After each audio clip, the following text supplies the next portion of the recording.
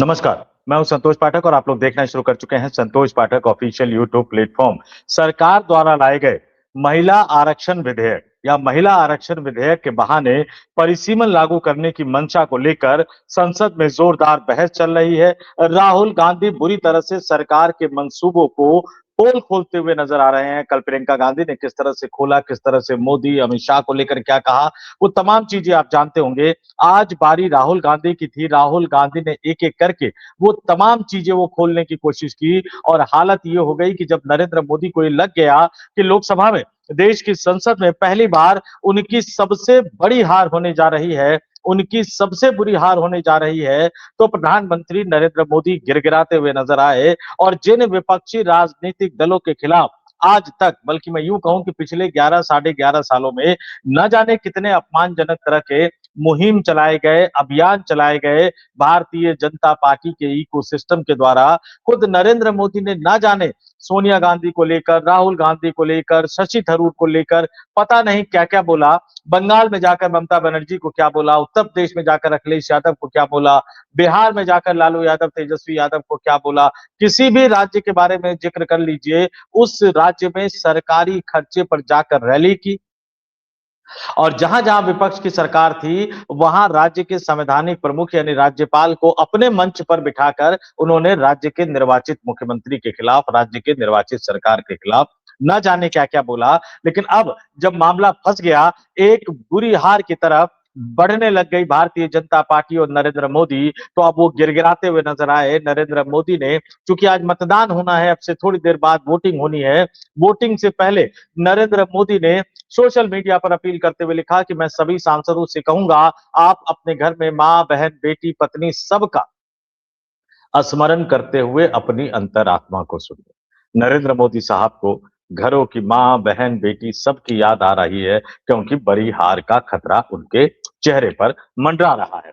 तो नरेंद्र मोदी ने पूरा क्या लिखा वो पढ़ देता हूं। मैं सभी सांसदों से कहूंगा, आप अपने घर में मां, बहन, बेटी, पत्नी सबका स्मरण करते हुए अपनी अंतरात्मा को सुनिए। देश की नारी शक्ति की सेवा का, उसके वंदन का ये बहुत बड़ा अवसर है। उन्हें नए अवसरों से वंचित नहीं करिए। ये संशोधन सर्वसम्मति से पारित होगा तो देश की नारी शक्ति और सशक्त होगी, देश का लोकतंत्र और सशक्त होगा। आइए हम मिलकर आज इतिहास रचे, भारत की नारी को, देश की आधी आबादी को उसका हक दे। लेकिन जब ये 2023 में ही पास हो गया था, तो आज कौन सा इतिहास रचने जा रहे हैं, कौन सा इतिहास नरेंद्र मोदी रचना चाहते हैं। आज दरअसल नरेंद्र मोदी अपनी हार का एक इतिहास रचने जा रहे हैं और कल जैसे प्रियंका गांधी ने कहा था कि आप महिलाओं को बहुत ज्यादा देर तक बेवकूफ नहीं बना सकते, महिलाओं को बहुत ज्यादा देर तक झांसे में नहीं रख सकते। आज राहुल गांधी ने जादूगर की कहानी सुनाई। हालांकि बीच-बीच में ओम बिरला जिस तरह से बार-बार टोकते हुए नजर आ रहे थे, सदन की मर्यादा का जिक्र करते हुए, पता नहीं सदन की मर्यादा की याद उनको विपक्षी खेमे के सांसद जब बोलते हैं तभी क्यों याद आती है। सत्ता पक्ष के लोग खड़े होकर जब बोलते हैं तो उनको क्यों याद नहीं आती। तो आज की बारी, कल की बारी थी प्रियंका गांधी की, अखिलेश यादव की, गौरव गोगोई की। आज की बारी जो है वो राहुल गांधी की थी। राहुल गांधी ने सीधे तौर पर निशाना साधते हुए कहा कि यह महिला आरक्षण बिल महिलाओं को सशक्त नहीं बनाएगा, यह शर्मनाक कानून है, पुराना कानून लाओ, हम समर्थन देंगे। तमाम विरोधी दल कह रहे हैं कि महिलाओं को आरक्षण दीजिए, तमाम राजनीतिक दल उसके साथ में है, लेकिन यह कानून निर्वाचन क्षेत्र के नक्शे को बदलने के लिए लाया गया है, मन माफिक तरीके से परिसीमन करने के लिए लाया गया है।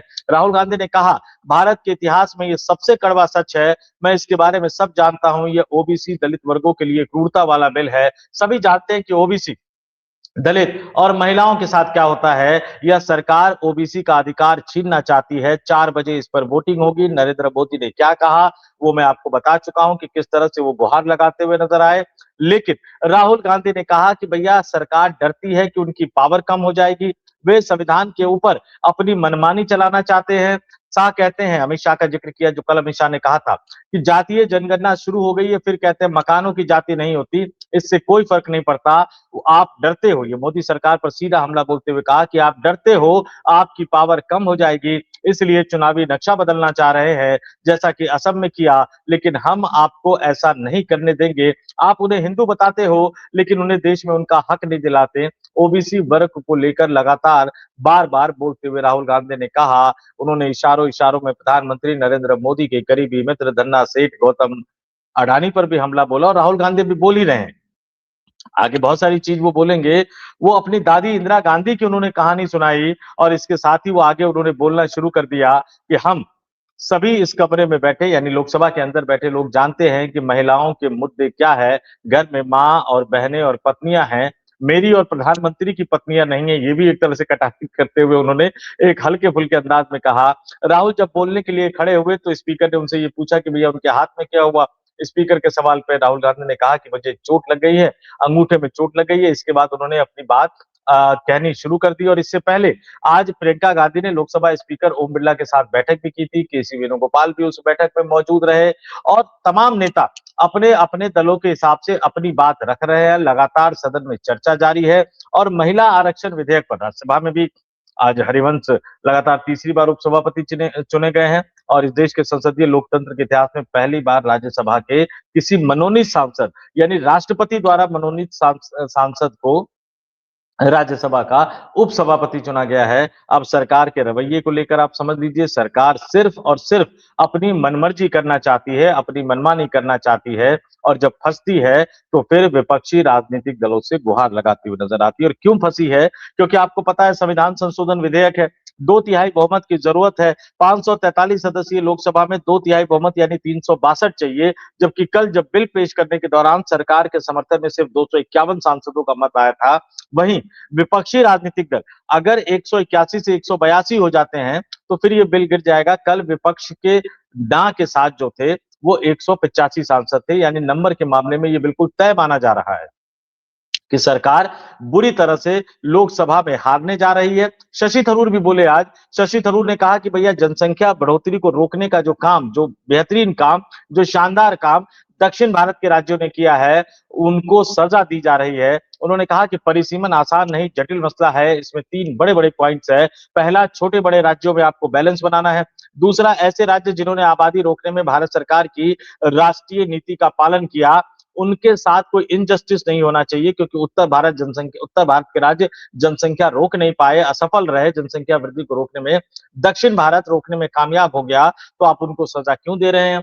तमिलनाडु की सत्तारूढ़ पार्टी डीएमके की सांसद कनिमोझी ने सीधे सीधे मोदी सरकार के पूरे रुख पर कई तरह के सवाल उठाए और इसके अलावा एक सबसे बड़ी खबर आई कि 2023 में जो कानून पास हुआ था संसद के दोनों सदनों से सर्वसम्मति से, महिला आरक्षण के उस कानून को यानी महिला आरक्षण अधिनियम को सरकार ने 16 अप्रैल से लागू कर दिया। और इस पर सवाल भी उठा कि भैया जब पहले ही पास हो रखा है, आपने उसको लागू भी कर दिया, तो संसद का ये विशेष सत्र बुलाने की जरूरत क्या थी? आधी रात को जिस तरह से सरकार ने इस कानून को लागू किया, उसको लेकर भी विपक्षी राजनीतिक दल जो है वो सवाल उठाते हुए नजर आए, सवाल खड़े करते हुए नजर आए, कई तरह से सरकार को घेरते हुए नजर आए।